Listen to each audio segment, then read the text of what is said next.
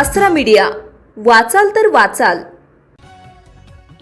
अकोला महानगरपालिकेच्या सार्वत्रिक निवडणुकीनं शहरात प्रचंड राजकीय खळबळ उडवली असून आता सर्वांचं लक्ष आज जाहीर होणाऱ्या निकालाकडे लागलंय।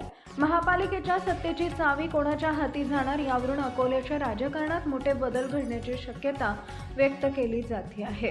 एकूण 20 प्रभागातील 80 जागांसाठी ही निवडणूक झाली असून तब्बल 469 उमेदवारांचं भवितव्य मतपेटीत बंद झालंय। या निवडणुकीत भाजप, राष्ट्रवादी काँग्रेस, अजित पवार गट यांची युती असली तरी जागा वाटपावरून निर्माण झालेली नाराजी मतदानावर परिणाम करणार का, हा प्रश्न चर्चेचा ठरला आहे। भाजपनं बहुसंख्य जागांवर थेट लढत दिली तर अजित पवार गटाला मर्यादित जागा देण्यात आल्या। या अंतर्गत अस्वस्थतेचा फटका बसणार की युती अपेक्षेपेक्षा मजबूत ठरणार याचं उत्तर निकालातून मिळणार आहे।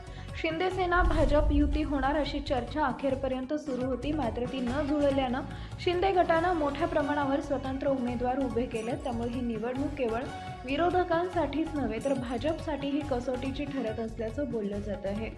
वंचित बहुजन आघाडीनं अकोल्यात मोठ्या प्रमाणात उमेदवार उभे केल्यानं वंचित बहुजन मतदारांचा कौल नेमका कुणाकडे आहे याबाबत उत्सुकता शिगेला पोहोचली आहे। अनेक प्रभागात वंचितांची मते सत्ता समीकरणं बदलू शकतात, त्यामुळे निकालानंतर वंचित किंगमेकर ठरणार का, हा प्रश्न सर्वाधिक चर्चेत आहे।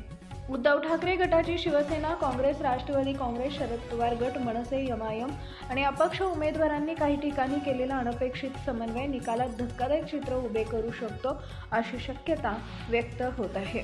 मतदानासाठी प्रशासनानं कडेकोट बंदोबस्त ठेवला असून शहरात 630 मतदान केंद्रावर मतदान पार पडले।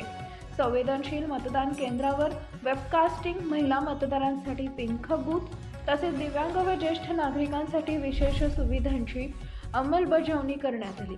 निवडणूक आयोगाच्या मार्गदर्शक सूचनांनुसार तोतया मतदानास आळा घालण्यासाठी कडक तपासणी करण्यात आली आहे। आपल्या परिसरातील ताज्या बातम्या पाहण्यासाठी आसरा मीडिया न्यूज चॅनलला यूट्यूबवर सबस्क्राईब करा आणि बेल आयकॉन प्रेस करा।